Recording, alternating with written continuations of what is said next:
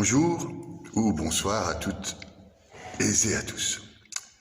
Notre spiritualité, on peut la voir comme un carré, une pierre angulaire, sur trois axes. L'axe vertical, l'axe horizontal et la profondeur de notre spiritualité. La verticalité, c'est celle du moment où on recherche Dieu, la révélation de Dieu, par l'étude et par la prière, par la méditation, par la réflexion, la cogitation. Il s'agit alors de rentrer dans notre temple intérieur. Plus ou moins loin, selon la grâce reçue, selon nos capacités, plus ou moins loin au fond de notre âme. Il faut utiliser ce qu'on appelle les grandes puissances de l'âme,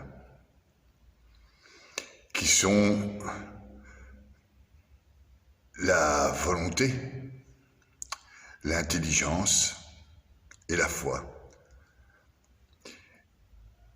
Il ne s'agirait pas ici, pour moi, de vous développer toutes les parties de l'âme, comportant l'âme elle-même trois différents niveaux de verticalité. Donc, par exemple, l'âme rationnelle, donc l'intellect agent, le nous, le moi profond, si vous voulez, l'âme végétative, donc tout ce qu'on fait en acte, les vertus,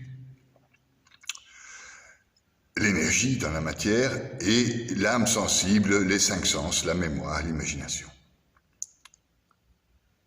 Bien qu'elle soit le siège du temple, je ne m'attarderai pas donc à découper et à expliquer les points intrinsèques de notre corporalité.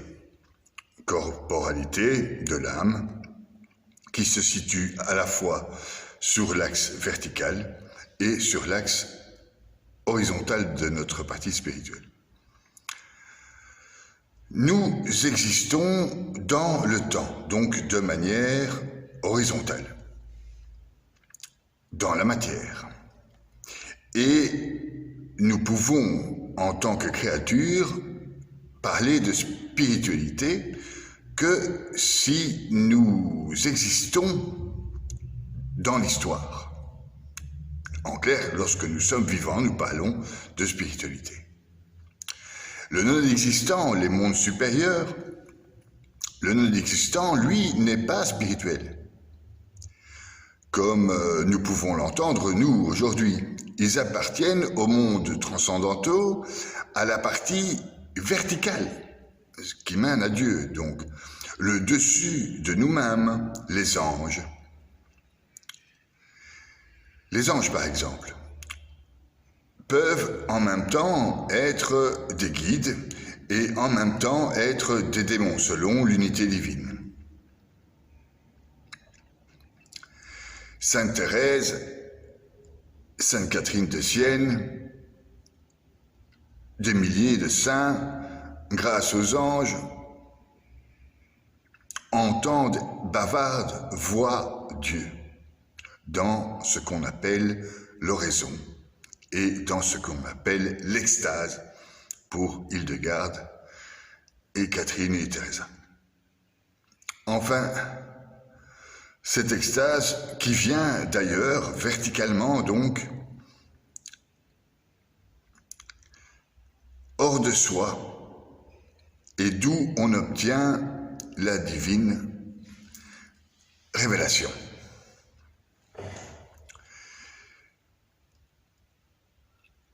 Chaque monde supérieur a aussi son horizontalité, c'est-à-dire son, entre guillemets, temps qui n'existe pas dans le monde supérieur.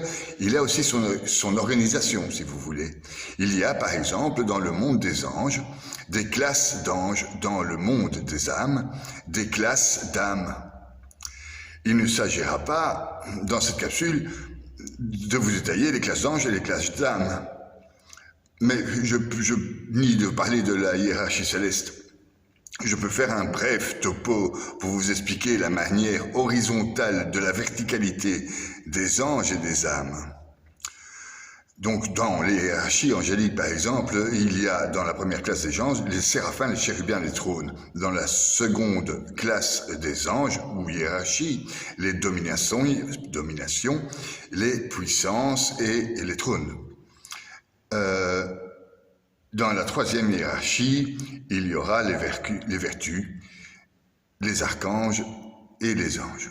Cette troisième hiérarchie est en fait la hiérarchie qui est donc la plus proche de nous. Il y a aussi donc une hiérarchie donc horizontale dans les mondes verticaux et aussi une hiérarchie donc verticale horizontale dans les mondes des âmes. Donc une hiérarchie, un classement d'âmes si vous voulez. Je ne vais pas la détailler non plus, mais pour faire court, il y a les Kélim, le Rouach et le Nefesh. Donc l'âme intérieure, l'âme de l'esprit et l'âme du corps, pour résumer. Nous avons donc tous une âme, et ça c'est bien connu. Nous sommes donc tous reliés à cette partie verticale qui mène à Dieu. Sans l'intelligence, je disais donc les trois puissances de l'âme, sans l'intelligence, la volonté et la foi, l'âme de chacun se retrouve malheureuse. Elle est étouffée par le mental et par l'ego, qu'on relie souvent à la matérialité. Quand cette âme est étouffée, nous appelons alors cet endroit d'âme étouffée la deuxième mort. La première mort étant due au péché originel. Et ce n'est pas féliciter que j'ai envie de faire ceux qui sont déjà morts de leur vivant de cette deuxième mort. C'est-à-dire, ils sont morts enfermés dans leur ego et dans leur mental.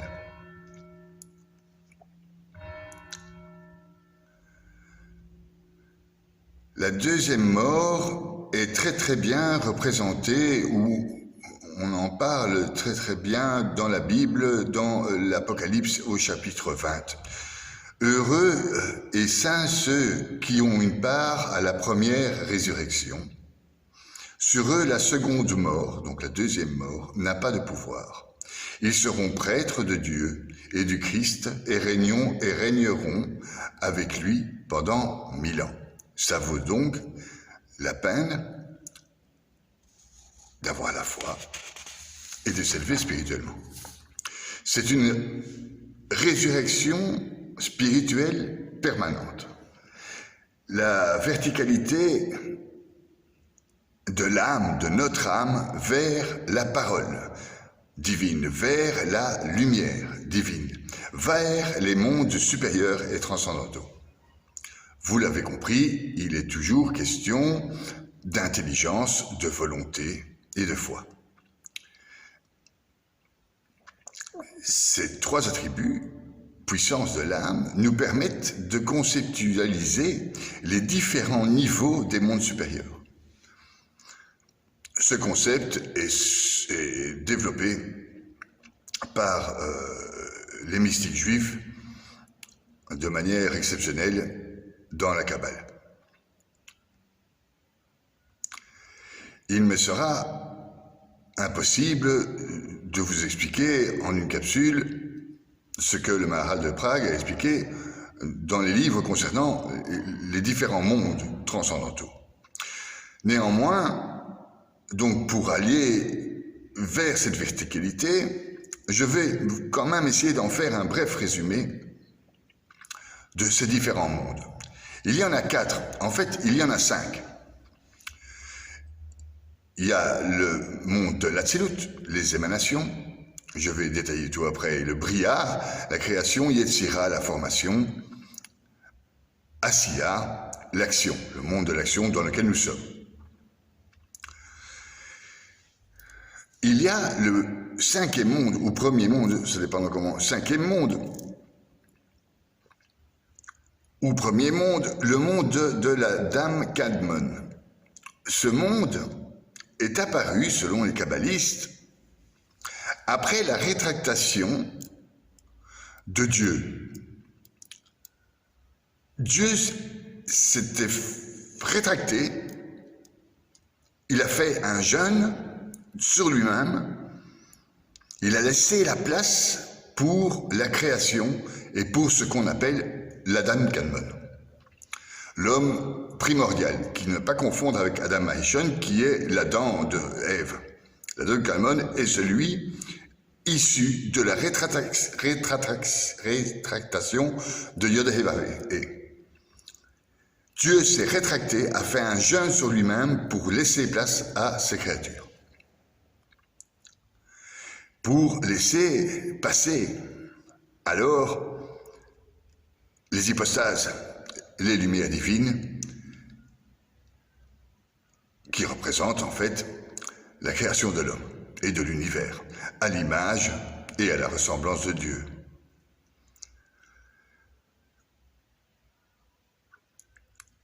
Il s'agit, par exemple, pour expliquer cette rétractation, pour nous, dans la manière horizontale de notre spiritualité, c'est-à-dire dans l'histoire, il s'agit aussi pour nous de nous rétracter pour faire place à Dieu. Par exemple, dans les dogmes chrétiens, juifs et musulmans, chez les chrétiens, il y a le carême où nous faisons jeûne. On fait jeûne pour laisser la place à Dieu. Purim, chez les juifs, le ramadan, chez les musulmans. C'est des périodes de jeûne qui font passer à ce tzimtzum. Dans tzimtzum, rétraction de Dieu, il y a tzum, et tzum, c'est le jeûne de Dieu. C'est le jeûne primordial auquel on fait référence quand nous jeûnons, pendant le carême, pendant le ramadan, pendant Purim, etc. C'est le jeûne qui nous permet donc de nous aussi faire place à Dieu, à l'image de Dieu. Mère Teresa de Calcutta disait « La prière et le jeûne donnent un cœur pur. Un cœur pur voit Dieu. Et quand nous voyons Dieu dans notre prochain, alors nous connaîtrons la paix. L'amour, l'unité et la joie, il y a en même temps dans son discours, donc, la partie verticale, la partie prière, et la partie horizontale, le jeûne et le prochain. Bon, j'y viendrai plus tard, si Dieu le veut. Dieu, donc, a jeûné. Il s'est rétracté pour laisser la place à sa création. Grâce à ce vide en lui, il a créé la place donc pour autrui. Voilà déjà une manière horizontale de voir la chose, laisser la place pour autrui. Voilà toute la merveille de la création. Le Maharal de Prague dit qu'il a effectué une contraction pour ne plus être la totalité. C'est ainsi que l'homme et sa liberté ont pu surgir sur la scène du monde et de l'histoire. Si l'homme, de son côté, n'est pas capable, n'est pas en mesure de produire cette rétractation, c'est-à-dire d'avoir la crainte de Dieu, alors l'homme viendra occuper tout l'espace vide, rendu disponible par le tzimtzum, par la rétractation. Il occupera donc l'homme le tout, de manière totalitaire. Il n'y aura plus de monde, plus de création, plus d'altérité, et donc plus de Dieu non plus. Le monde en tant que monde, de manière horizontale, dépend de ce que l'homme fait ou de ce que l'homme ne fait pas. C'est là où je vais en venir avec ma dimension spirituelle horizontale, l'horizontalité spirituelle, celle qui se situe dans le temps et l'histoire. Nous avons donc compris maintenant la manière verticale, les 5 mondes, la prière, l'oraison, l'extase, les révélations, le dévoilement, etc. C'est donc la manière verticale de notre spiritualité.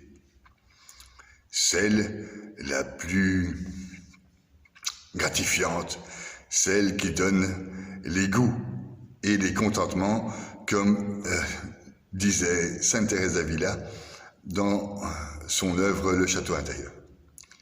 Donc, résumons brièvement les 5 mondes ou les 4 mondes. Le premier monde est le monde de l'Atsilut, l'émanation, en dessous du Adam Cameron, c'est les premiers séphirotes de l'arbre de séphirotes. C'est-à-dire que c'est le monde des points. L'arbre n'est pas encore créé en tant que création, c'est du désordre. Et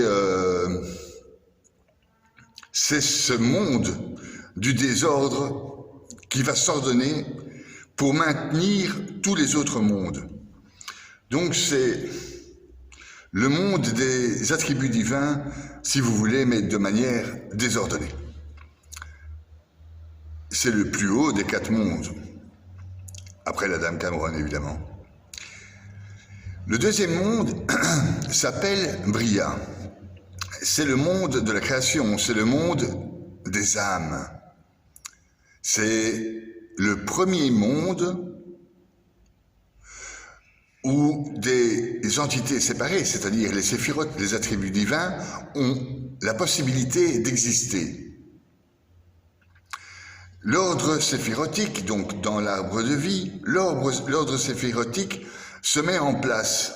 Ce n'est plus 1, 2, 3, 4, 5, 6, 7, 8, 9, 10, c'est bien la couronne, la sagesse, l'intelligence, la miséricorde, la force, la beauté, Tiferet, la gloire, la victoire, le fondement et la terre, l'ancrage, qui se met en place. L'arbre de Séphiroth dans le monde des âmes s'est mis en place. Ces âmes sont le niveau plus haut de la spiritualité. C'est le monde des âmes. C'est le monde qui a sa place en pleine luminosité, avant qu'elle descende vers nos corps physiques, à travers le prochain monde, le troisième monde qui s'appelle le monde des anges. Yetzira, c'est le monde de la formation, le monde de la formation par excellence, parce qu'il s'agit bien des anges. Donc après Bria, qui comprend des entités séparées de niveaux spirituels élevés, Yetzira, donc le troisième monde, c'est le monde spirituel des anges. Ça vient déjà des créatures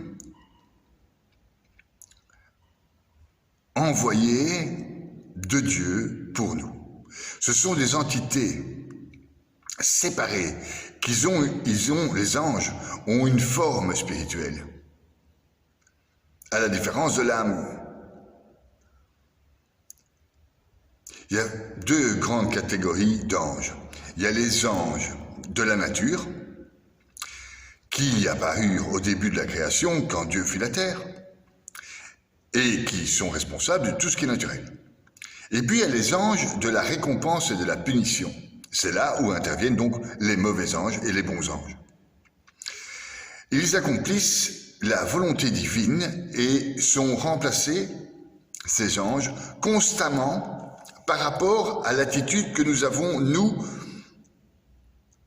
d'agir, parce que c'est le monde des anges, d'agir.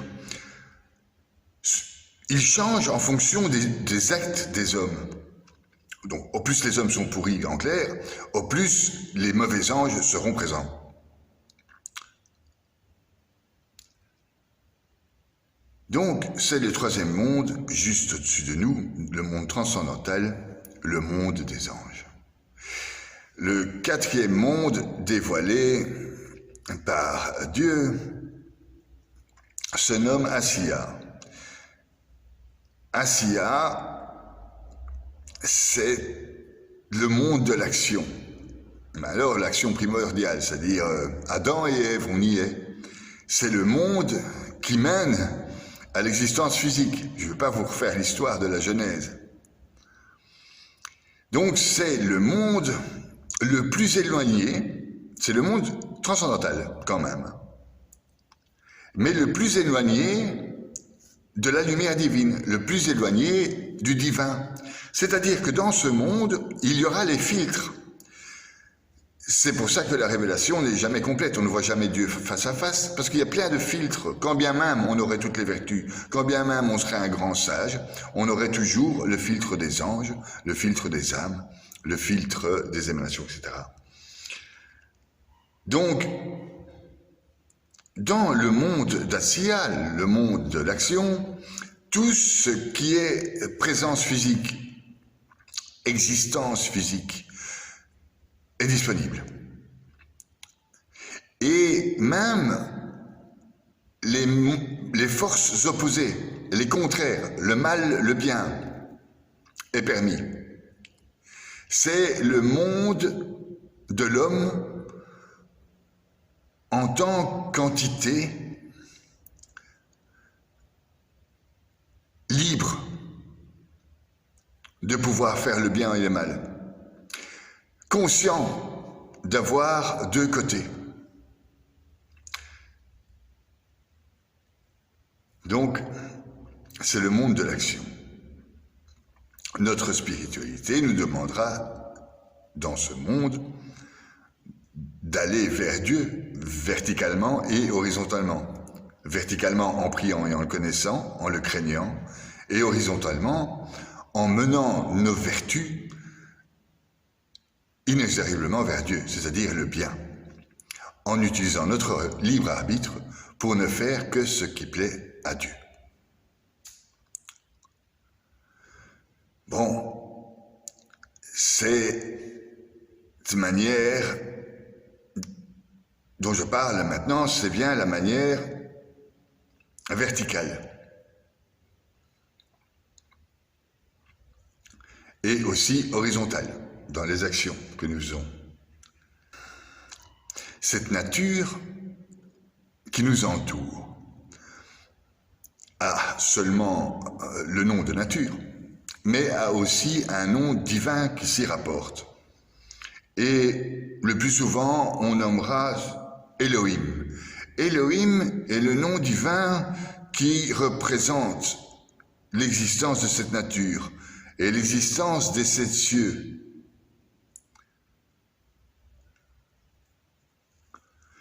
Pour ma part, je suis très cartésien et en étudiant les sciences quantiques et cosmologiques, en tout cas en les lisant,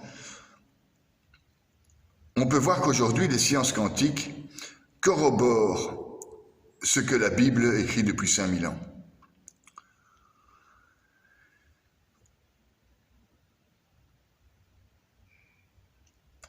Avec les énergies quantiques. Et les scientifiques qui étudient le cerveau ont constaté que même le cerveau avait des rapports avec notre cosmologie. Quand nous parlons de sciences quantiques, nous parlons aussi cosmologie, car les sciences quantiques émettent l'hypothèse d'avoir des multivers, plusieurs univers, sur plusieurs fréquences énergétiques, etc. Et donc, c'est là une verticalité qui nous mène au cosmos, vers ce fameux cercle cosmologique. Cette verticalité est réellement scientifique. Les scientifiques quantiques, quand ils parlent d'énergie et de multivers, mais les scientifiques du corps, ceux qui étudient le cerveau, dans notre spiritualité, de manière horizontale, nous sommes des créatures et nous avons donc une conscience induite par notre cerveau, par notre esprit. Et donc, les scientifiques se sont intéressés à ce cerveau et ont constaté une parfaite similitude de pourcentage entre l'inconscient, la conscience, l'inconscient et le subconscient dans notre cerveau et l'univers et la proportionnalité de l'univers. Je m'explique. Notre conscience représente 5% des activités mentales dans notre cerveau. Et elle correspond cosmologiquement au pourcentage d'atomes dont est constitué l'univers. 5% d'atomes dans l'univers. 5% de conscience dans notre cerveau. Notre inconscient représente 25% de notre activité mentale dans notre cerveau, qui correspond cosmologiquement à l'émergence de la formation de l'univers, ce que les cosmologiques appellent généralement ou résument sous le nom de la matière noire.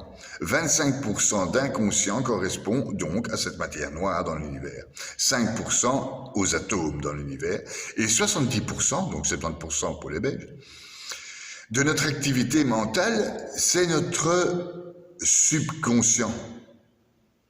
Et il y a le rapport cosmologique avec l'énergie sombre dans l'univers. Ce que les cosmologiciens, enfin, les scientifiques, excusez-moi, je ne trouve plus le mot, n'ont pas encore expliqué. C'est-à-dire, ils expliquent ça en énergie sombre, énergie antigravitationnelle. Enfin, donc, nous avons dans notre cerveau notre conscient, notre inconscient et notre subconscient en exacte proportion avec l'univers. Et c'est interpellant. C'est une manière horizontale et scientifique et pas du tout spirituelle de voir le monde du plus petit au plus grand, par analogie. Bon, pour ça, allez sur Internet, consultez Hubert Reeves, les frères Bogdanov, allez-y, on n'est jamais trop con, Stephen Hawking, etc., la physique quantique, les multivers, les énergies en général, etc. La théorie de la relativité d'Einstein. Mais tout ça nous éloigne finalement du côté spirituel.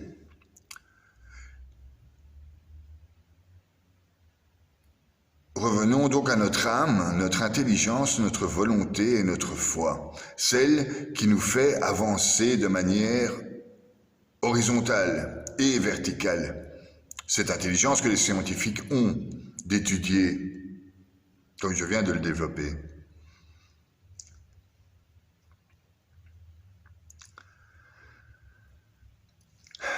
Nous avons la capacité d'entrevoir d'autres mondes par l'intelligence, la foi et la volonté, en réalisant ou en découvrant des concepts que l'on met alors en œuvre par l'expérience. Je veux parler par exemple des énergies divines, de l'énergie entre les atomes, mais aussi de la mémoire akashique, cette mémoire cosmique de nature éthérique, c'est-à-dire des mondes supérieurs,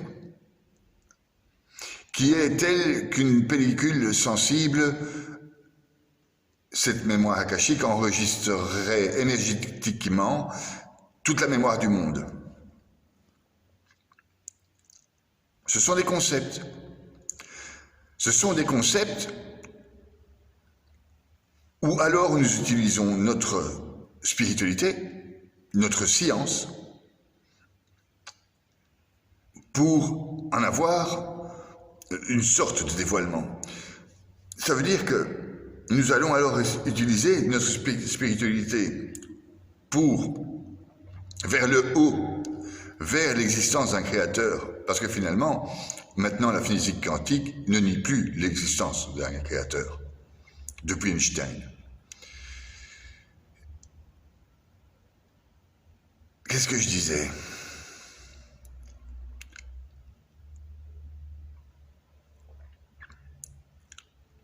Je ne sais plus.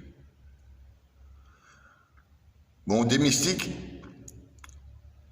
nous apprenons que la conception est supérieure à l'action, comme l'immuable est supérieur à ce qui change. Donc, la science, quoi qu'elle soit quantique ou pas, ne peut pas nous faire oublier le principe taoïste de la roue cosmique, dont le centre de cette roue est Dieu. Le centre de cette roue cosmique, c'est l'âme. Notre âme. Notre âme, dit René Guénon, est un moteur immobile. Elle ne bouge pas, est éternelle et ne possède pas le temps. La prière, l'oraison, le silence nous permet de rester en contact avec cette verticalité spirituelle.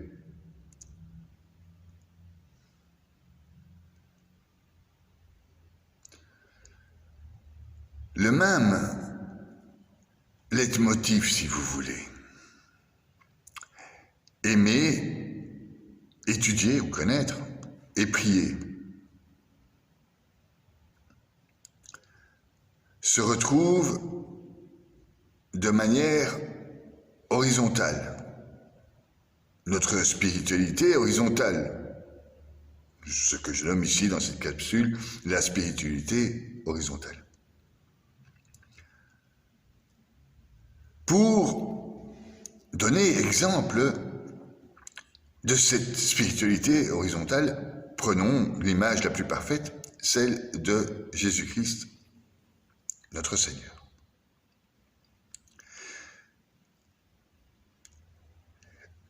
Jésus, dans l'histoire, c'est indéniable, a vécu. Il a vécu pendant 33 ans et a été crucifié. Il est donc, c'est certain, dans l'histoire. On ne fera pas croire que le moindre des imbéciles croit que Jésus n'est pas un être spirituel. On est d'accord, c'est notre maître spirituel. C'est le chef. C'est même Dieu pour les chrétiens. C'est l'homme créé à l'image de Dieu. Enfin, il est spirituel. Même si les autres religions, le judaïsme et la religion musulmane, ne le considèrent pas comme étant Dieu, il est quand même le plus grand des spirituels. Cet être donc qui a vécu dans le temps pendant 33 ans, pendant ces 3 ans de combat spirituel, il n'est pas venu, a-t-il dit en Matthieu 5, il n'est pas venu pour abolir la loi ou les prophètes, mais pour accomplir les lois. Il y a donc des lois qui sont à accomplir de manière horizontale, c'est-à-dire dans le temps de la vie. C'est-à-dire que Jésus connaissait la loi, du fait que pour nous chrétiens, il l'a même écrite avec son Père étant le Fils. Donc, cette loi était édictée par les sages d'Israël depuis Abraham, 2000 ans avant l'avènement du Messie, Jésus. Et il a appliqué cette loi. Il n'est pas là pour l'abolir, mais pour l'accomplir. Et quand il a vécu pendant son sacerdoce, il a vécu sous deux grands concepts, car ils sont aussi des concepts. Celui de l'amour, celui de la paix. Celui du pardon et celui du péché.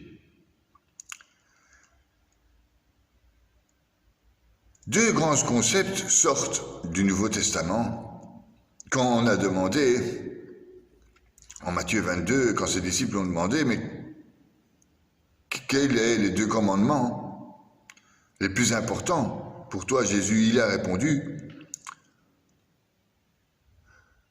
tu aimeras le Seigneur ton Dieu en tout cœur, en toute ton âme et en tout ton esprit. Ce qui revient au schéma Israël dans le Deutéronome 6. Je reviendrai. Voilà le plus grand des commandements. Et le second est semblable. Tu aimeras ton prochain comme toi-même.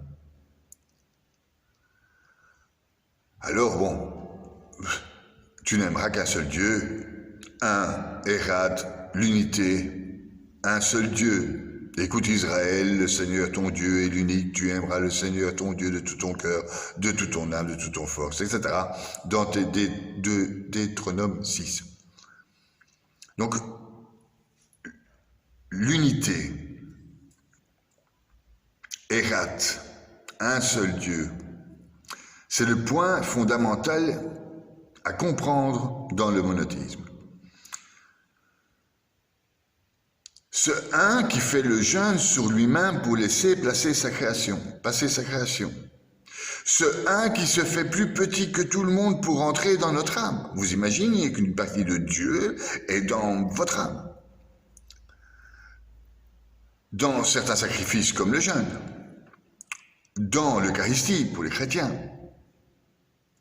Dans le Ramadan pour les musulmans. Il s'est fait petit. C'est ce que nous observons quand nous avons la crainte de Dieu, ce Dieu unique. Tout croyant fortifie en lui, grâce à la prière, cette relation verticale, allant, pour les mystiques, jusqu'à l'extase. Mais tous les prochains, c'est-à-dire tous, on a tous un temple intérieur, on a tous une âme. Et nous sommes donc tous reliés en Dieu. Une fois ça compris, on a compris que le deuxième commandement, tu aimeras ton prochain comme toi-même, est exactement le même que aimer l'unique Dieu. Car, comment voulez-vous aimer Dieu que vous ne voyez pas ? Alors que vous n'aimez même pas celui qui est en face de vous, qui sans connaissance, vous pouvez déjà l'appréhender. Quelqu'un dans l'ascenseur, vous pouvez le voir. Il paraît qu'en 1 seconde ou 5 secondes, on se fait une idée quasi complète de l'individu qu'on vient de croiser. Enfin bon, c'est ce que la science quantique explique. Et donc, comment voulez-vous aimer Dieu si vous n'aimez pas votre prochain ? C'est impossible. Comment voulez-vous aimer votre prochain si vous ne vous aimez pas vous-même? Vous-même étant en Dieu, bien évidemment. Parce que si vous êtes mort de votre vivant, c'est-à-dire de la deuxième mort, ce n'est pas à vous que je parle. Donc chacun selon sa possibilité. C'est ce qu'explique les Actes des Apôtres, Saint Paul. Nous faisons partie d'une église qui est le corps de Dieu. Et dans cette église, il y a chacun sa place. C'est-à-dire que le doigt a une fonction dans ce corps. Le nez a une fonction. Le doigt ne voudrait pas être le nez, etc. Chacun, selon sa possibilité, selon sa grâce, a une fonction dans le corps du Christ. Donc notre prochain a une fonction comme nous dans le corps du Christ ou dans le corps de Dieu. Et c'est pour ça qu'il y a la loi de Moïse qui dit « tu aimeras ton prochain comme toi-même ». Ce n'est pas une option, c'est une loi qu'il faut respecter. Mais pour se respecter, il faut comprendre la manière verticale de notre spiritualité, Dieu un Érad, Et la manière horizontale, celle dans l'action, le monde de l'action.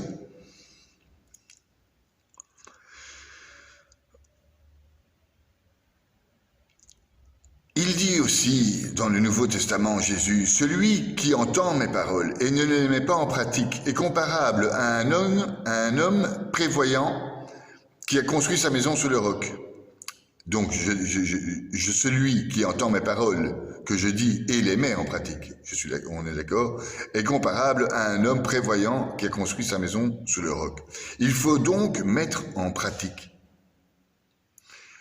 cette verticalité. Étant donné que nous possédons tous cette verticalité, sauf si on est déjà mort spirituellement. Aimer l'autre, très bien, mais ce qui est de plus difficile, c'est d'aimer ses ennemis, les gens qui vous font mal, qui vous ont fait mal. Ça devient très très compliqué, et pourtant possible, grâce à cette spiritualité verticale, c'est-à-dire les grâces divines qui descendent vers vous. Aimer son ennemi, c'est bâtir par l'acte la foi, donc la spiritualité, sur le roc. Une fois que vous avez aimé votre ennemi, que vous savez le pardonner, le chérir et l'aider, vous avez bâti de manière horizontale votre foi sous le roc. Avouez que c'est compliqué. C'est tout aussi compliqué que de s'élever spirituellement vers le haut de manière verticale.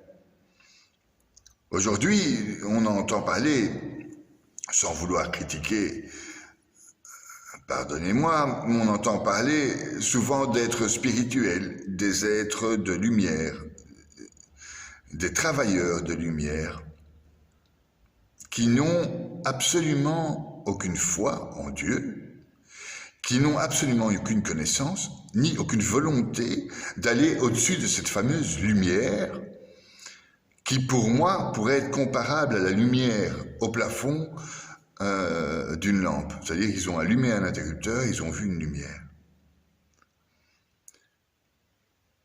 Chez eux, cet axe vertical s'arrêtera aux anges, qui sont les messagers de Dieu. Donc, pour la verticalité, il faut utiliser les trois puissances de l'âme, qui sont l'intelligence, la volonté et la foi. Priez, et priez donc sans cesse. Restons ou revenons à la manière horizontale de voir la chose, c'est-à-dire dans le temps, dans notre vie. Comment doit-elle être vécue au jour le jour? On peut s'aider des écrits saints, mais d'ici de Sainte Thérèse d'Avila qui, dans son château intérieur, dit « Quand je vois des personnes tellement impliquées à examiner leurs oraisons et tellement encapuchonnées quand elles s'y livrent qu'elles ne semblent plus bouger, pour ne pas détourner la pensée un tant soit peu pour obtenir le plus de goût et de consolation, quand je les vois s'imaginer que la perfection consiste en tout cela, je me dis qu'elles comprennent bien peu ce que doit être le chemin qui mène à l'union divine, s'entend. Ce sont des œuvres que le Seigneur demande. Si vous voyez un malade à qui vous puissiez apporter un soulagement, ayez aucune peine et laissez vos dévotions pour l'assister et montrez votre compassion. Si elle souffre, partagez sa douleur. S'il faut jeûner, simsum, pour qu'elle puisse manger, faites-le. Sainte Thérèse d'Avila. Comment aimer Dieu alors? La manière la plus simple, sans devoir étudier toute la Bible, la Kabbale, etc. Aimer l'autre. cette lumière chez l'autre, divine et transcendantale. Ce Dieu à l'intérieur de lui qu'il nous faut aimer, qu'il nous faut prier. C'est donc une lourde charge d'aimer l'autre comme soi-même. C'est d'ailleurs le deuxième commandement de Jésus. Vous empêche pas de respecter les 613 mitzvot non plus si vous êtes juif. Hein. D'ailleurs, si vous êtes chrétien, c'est un bon conseil que je vous profère là aujourd'hui. Donc, lourde est la charge d'aimer son prochain. C'est l'essentiel. Aimer son prochain, c'est d'abord le premier prochain qu'on trouve près de nous, c'est nous. Aimer le prochain, c'est pas égotiquement nous aimer, c'est égotiquement connaître la partie divine en nous. C'est nous aimer nous-mêmes. Et à cet exemple, une fois que nous nous sommes aimés et compris, aimer et comprendre l'autre. L'amour pour les créatures et même l'amour et la volonté, c'est les actions divines. Dieu est amour et volonté. Donc l'amour pour nous créatures dans le monde des actions est la chose essentielle. Et dans l'essentiel, il y a l'essence du ciel des cieux, des mondes transcendantaux, l'essentiel. Donc ce qui caractérise l'essentiel, c'est l'amour. En aimant le prochain, nous nous retrouvons donc en perpétuelle oraison. À chaque instant, nous persévérons vers Dieu et notre spiritualité alors devient réelle. Comme me soulignait mon ami et sœur Agnès, Dieu vous aime et pas pour du semblant. Donc, si vous prétendez l'aimer, ce ne doit pas non plus être pour du semblant. Aimer l'autre, aimer son ennemi, c'est tout d'abord travailler à sa propre maturation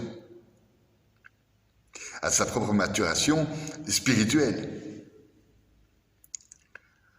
Sortir de sa zone de confort, maîtriser sa conscience en toute conscience et en toute circonstance, chasser continuellement Satan, le destructeur, chasser le doute, chasser la colère. Si j'aime Dieu, je dois maîtriser mon regard par l'unification spirituelle et l'amour que j'ai de lui et des autres à travers lui. Je le disais tout à l'heure, ce n'est pas une option spirituelle. C'est une loi reçue par Moïse. Ce n'est pas une option. Donc la manière horizontale de voir la spiritualité n'est pas une option. Beaucoup l'oublient, surtout dans les nouvelles spiritualités, où tout est axé sur le vertical et l'ego, essentiellement, et jamais sur l'horizontal, ce qui fait de ces nouvelles spiritualités un veau d'or qui ne mène pas à l'éternité. Il y a bien donc deux axes, le vertical, l'horizontal. Et alors, dans cette pierre angulaire qui est un cube, il y a la profondeur, le troisième axe important. Et cette profondeur, c'est la crainte de Dieu et l'amour que vous avez à le connaître.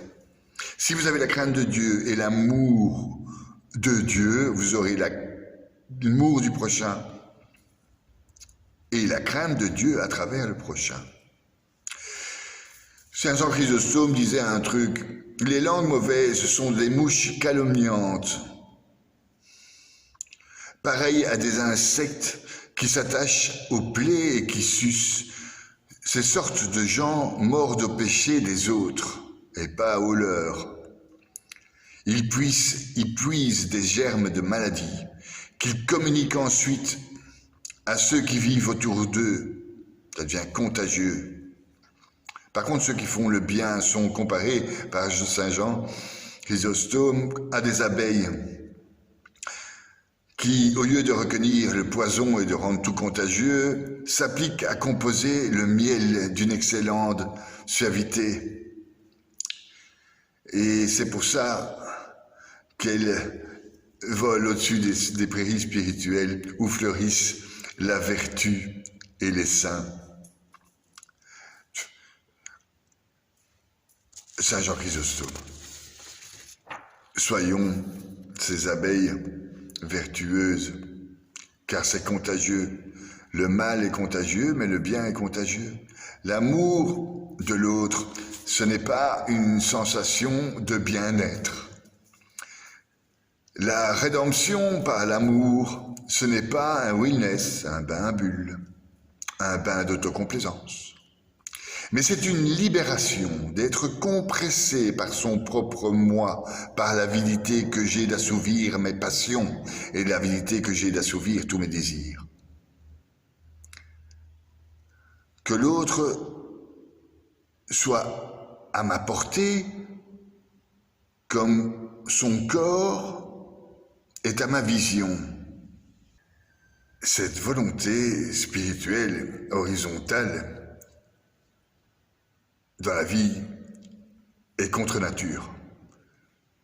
C'est un don de soi, un don de notre âme. Si nous faisons don de soi, don de notre âme, à travers les vertus, nous devenons cohérents spirituellement. Cohérent spirituellement, c'est donc avouer que nous avons quelque chose avec l'autre en commun, comme un. Echat, tu n'aimeras qu'un seul Dieu. Nous sommes tous dans cette unité divine.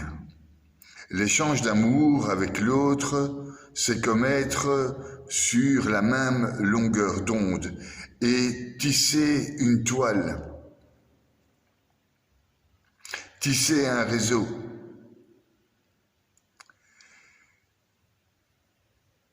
Être avec Dieu et l'autre, c'est passer du potentiel spirituel au réel spirituel. C'est passer du transcendantal des mondes supérieurs à l'imminent. C'est donc par des petites choses journalières, de petits gestes, que nous réalisons tous ensemble, grâce à ce réseau d'interconnexion spirituelle, de grandes choses dans le monde. La spiritualité, grâce à nous, alors devient réellement contagieuse. La vraie spiritualité, celle qui ramène à Dieu. C'est l'amour qui s'insère dans la chaîne de cette horizontalité, qui brise ce qui empoisonne notre humanité et qui retient cet homme égocentrique sur lui-même pour le sortir de son être et le guider vers les rivages des cieux. Pour en finir, moins religieusement, mais tout aussi spirituellement, dans cette horizontalité.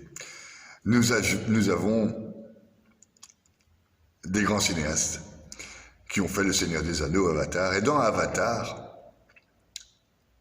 la manière de dire bonjour à quelqu'un, c'est « je te vois ».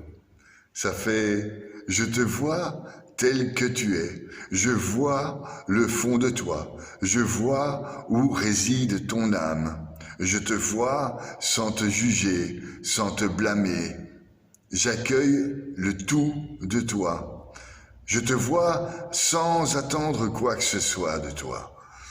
Car mes attentes et mes projections pourraient alors voiler à mes yeux ton identité profonde, celle de ton cœur.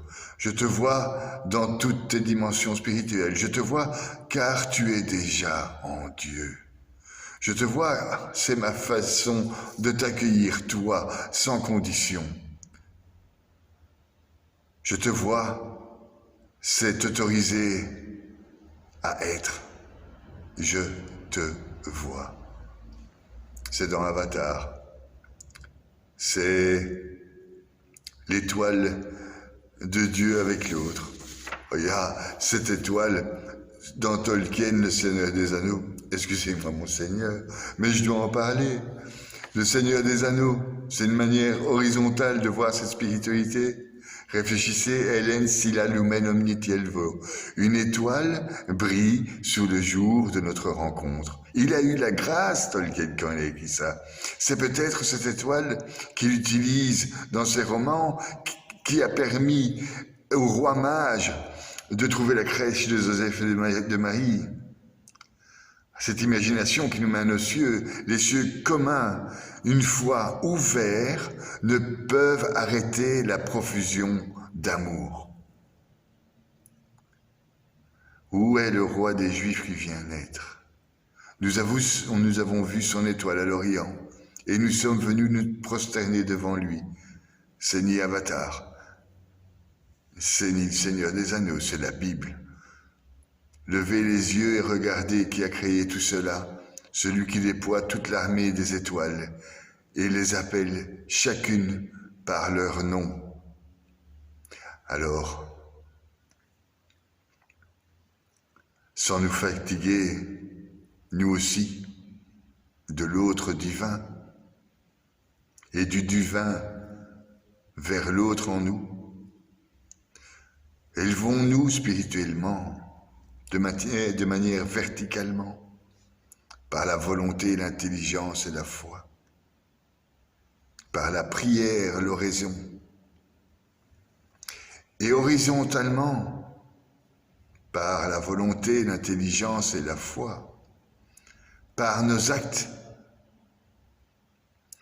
Mettons toute la profondeur de cette pierre angulaire dans l'amour du prochain, dans l'amour de nos vies spirituelles.